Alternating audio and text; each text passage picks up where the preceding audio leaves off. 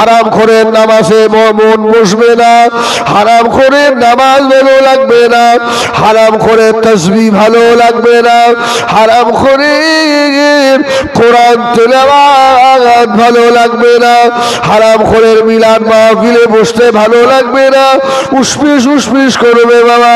হারাম খোরের জুম্মার নামাজ 2 রাকাত পড়ে পালাবে, একটু সময় তারা দেবে না। 1 নম্বর কারণ হলো ওর ভিতরে হারাম ঢুকেছে, এই জন্য ইবাদতের স্বাদ বোঝা পায় না। শুনে মালিকেরা, আমাদের শরীরের ভিতরে 10টা জায়গা আছে যাকে বলা হয় 10 লতিফা। শের লতিফা, খবি লতিফা, লতিফা আখপা, লতিফা নফস লতিফা, আব আতশ খাক বাত আছে না? যারা পীর ধরেছেন তারা বলতে পারবেন। এর মধ্যে একটা আছে আলা ওহিয়াল কল। এই কলবের রোগ হয়, বলেন বলেন। এতক্ষণ তো ওয়াজ করছিলাম ঘুমিয়ে ঘুমিয়ে, কি কোথায় বলেছি তার ঠিক নেই। এবার বলেন, এই কলবের রোগ হয়? আরে আমাদের তো রোগ হয়, রোগ হয় না? জ্বর সর্দি কাশি, আমাদের শরীরটা আজকে টাইট হয় না? ও কলবে রুগী যারা হয়ে যায়, শুনে রাখো বাবা, এদের দুনিয়ার মেডিসিনে কাজ হবে না, দুনিয়ার ঔষধে কাজ হবে না।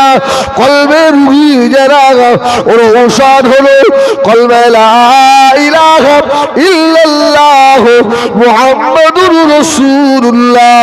কলবে রুগীদের ভালো জায়গা ভালো লাগবে না, ওদের মেয়ে ছেলে ভালো লাগে, ওদের ফেসবুক ভালো লাগে, ওদের ইউটিউব ভালো লাগে, লোকরা মেয়ে ছেলে ওদের ভালো লাগে, রাস্তার ধারে চায়ের দোকান ভালো লাগে, মসজিদ ঘর এদের ভালো লাগে না।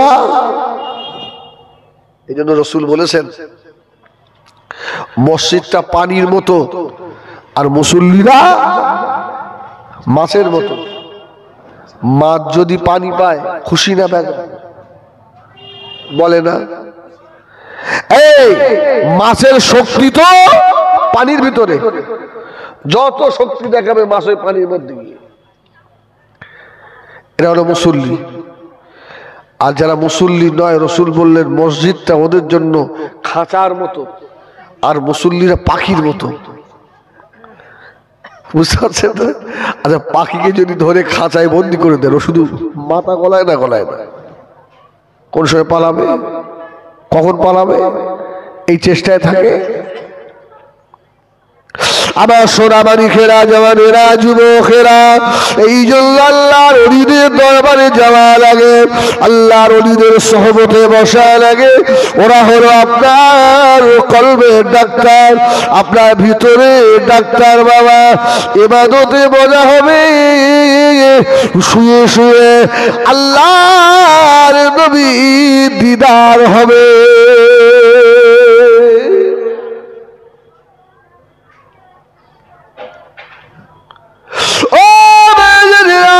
নবী আমার দয়ার নবী কলিজা আছে আসহাবী হযরত আবু বকর সিদ্দিক রাদিয়াল্লাহু তাআলা হুজুরের বাড়িতে সাদকার মাল এসে গেল। হযরত আবু বকর এত ক্ষুধা পেয়েছিল, জিজ্ঞাসা না করি সাদকার দুধ হযরত আবু বকর পান করে ফেললেন, ভিতরে ঢুকে গিয়েছে। হযরত আবু বকরের মনে হলো এই মালটা কোথা থেকে এসেছে, জিজ্ঞাসা করা হলো না। আমি আবু বকর খেয়ে ফেললাম, পরে খবর পাওয়া গেল ওটা সাদকার মাল। হযরত আবু বকর নিজের গলায় আঙুল ঢুকিয়ে দিয়ে বমি করে করে সব বার করে ফেলেছিলেন। না, এই খেয়ে ইবাদত কবুল হবে না।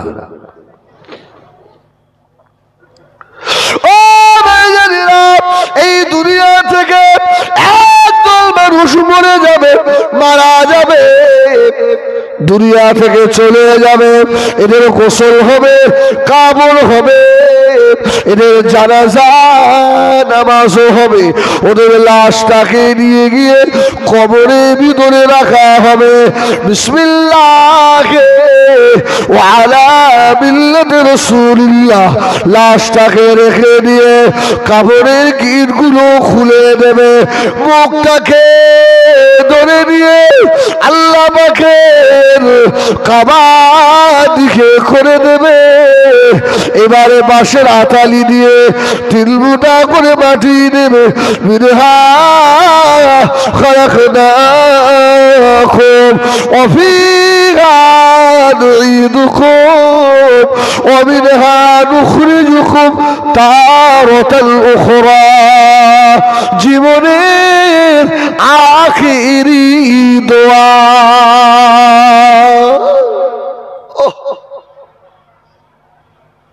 শেষ। আল্লাহু আকবার বলেন, আল্লাহু আকবার। মাটি দিয়ে সবাই যখন চলে আসবে বাবা, হ্যাঁ, ওই সময় কবরের ভিতরে দুইজন ফারিস্তা আসে না, আসে না? মুনকার আর নাকির, দুজন ফেরেশতা আসে। ফেরেশতা কবরের ভিতরে ঢুকে দেখবে ওই কবরের ভিতরে লাশ নাই, মাইয়ত নেই। গেল কোথায়? একবার ডাইনে তাকাবে, একবার বামে তাকাবে, একবার সম্মুখে, একবার পিছনে। মাইয়ত কোথা গেল? আল্লাহকে ডাক দেবে, ও রব্বুল আলামিন, বহু কবরে ঢুকলাম, এইরকম খালি খবর তো পাই না। আল্লাহ, আল্লাহর তরফ থেকে আওয়াজ হয়ে যাবে, ও আমার মালায়েকারা, ও আমার ফারিস্তারা, কবরের ভিতরে একটু ভালো করে দেখো। ভালো করে দেখছে কবরের এক কোণে ছোট্ট একটা পাখি বসে আছে। পাখিটাকে ফেরেশতা জিজ্ঞেস করে, তুমি কে? পাখিটা জবাব দেবে, আমি এই বান্দার জীবনের নেক আমল। সুবহানাল্লাহ বলে।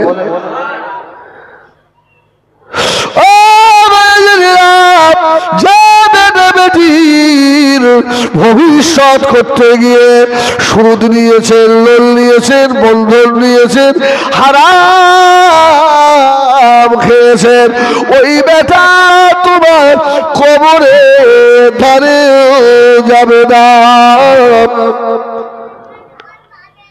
একটু দোয়াও তোমার জন্য করবে না। পাখিটা বলবে, বান্দা জীবনের নেক আমল আমি। আল্লাহ ফারিস্তারা বলবে, এই কবরের মাইয়ত কোথায় গেল? লাশ কোথায়? পাখিটা বলছে, আমি আমার ডানার তলায় লুকিয়ে রেখেছি। সুবহানাল্লাহ বলে। এই আমার ডানার তলায়। ফেরেশতারা বলছে, বার করে দাও। সওয়াল জবাব হবে, বার করো। বলছে, হবে না। পাখিটা জবান খুলে দেবে। পাখিটা ওই সময় বলতে থাকবে, আল্লাহ ফেরেশতা, আমি এই বান্দা জীবনের নেক আমল, আমি ওর জীবনের নামাজ, আমি ওর জীবনের রোজা, আমি ওর জীবনের হজ, আমি ওর জীবনের যাকাত, বান্দা নেক আমল, ও আল্লাহ ফেরেশতারে, আমি এই কবরের ভিতরে কিয়ামত পর্যন্ত আল্লাহ নেক বান্দার সঙ্গী হয়েই থাকব।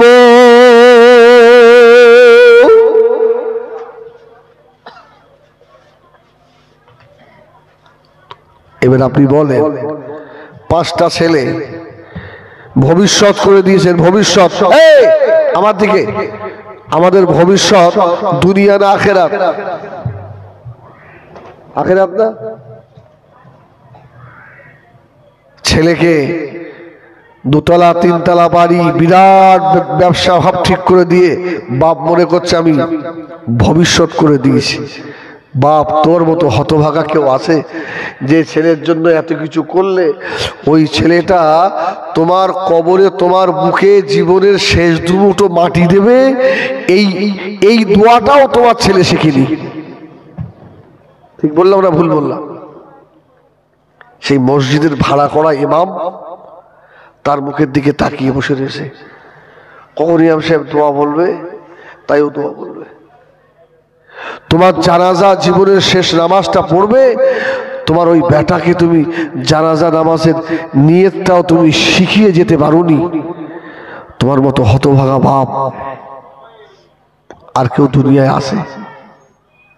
এই জন্য বলবো বাপ, অন্তত কিছু না হোক, যতদূর দিন শিক্ষা করা ফরজ, চলার মতো বাচ্চাকে শিক্ষা দেন, বক্তব্যে পাঠান, আলেম ওলামার কাছে পাঠান, যেন আপনার ছেলেটা জীবনের শেষ সময়ও দুমুঠো মাটি আপনার বুকের উপরে দোয়া পড়ে দিতে পারে।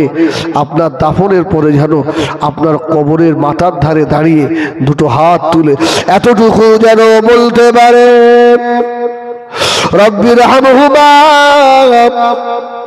কামা রাব্বায়ানি সগীরা,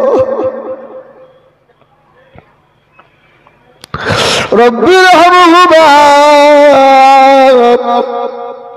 কামা রাব্বায়ানি সগীরা। সোনাবাড়ি কিরে, আমি হিজবুল্লাহ ভাড়া করা, আমার বেটা আব্দুল কাদেরও ভাড়া করা, তোর বাবের জন্য তুই নিজে দোয়া কর। শুনে রাখ, ওই দোয়ায় কোনো বাধা থাকে না, আল্লাহ দরবারে ডাইরেক্ট কবুল হয়ে যায়।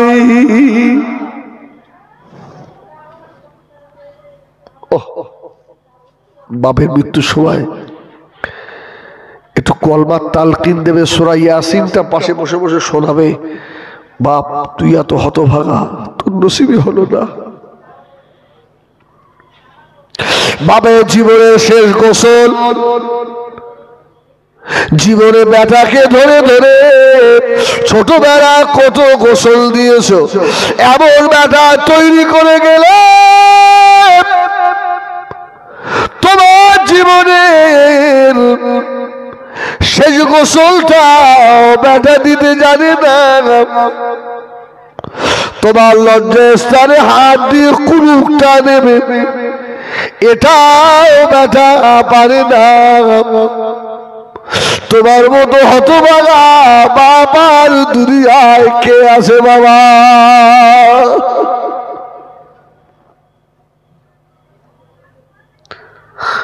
সোনাবাড়ি কিনারে দুনিয়া থেকে যাওয়ার আগে এইরকম বেটা তৈরি করে রেখে চলে যাও, কবরে শুয়ে শুয়ে শান্তি পাবে।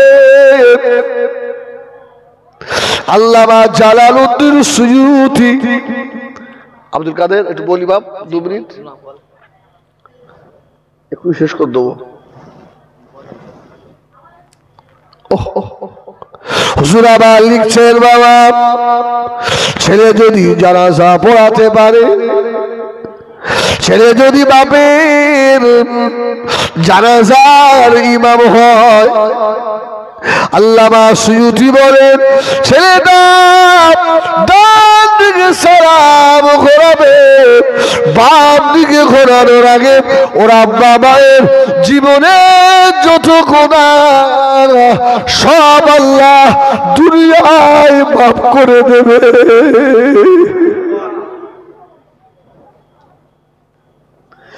এমন বেটা রেখে গেলে গাঁজাখোর। ছেলেরা, আল্লাহ নবী বলেছিলেন ছেলেরা তোমাদের মরা মাতা পিতাকে কষ্ট দিও না, কষ্ট দিও না।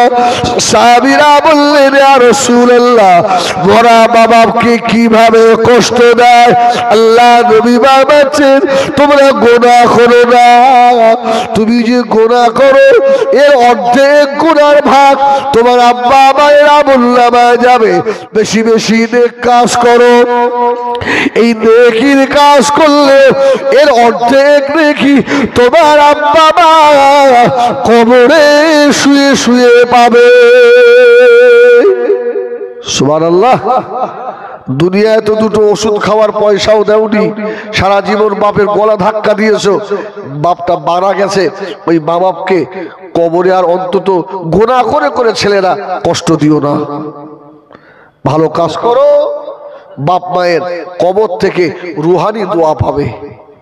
আমার ভাইরা, আমার বেটা আব্দুল কাদেরকে বসিয়ে রেখে আমি আর বেশি কথা বলবো না, শরীরটা ভালো নয় তো। প্রায় 1 ঘন্টা তো এইভাবেই গেল আমার। তারপরে একটু আল্লাহ চাঙ্গা করেছে, কি ঠিক কিনা?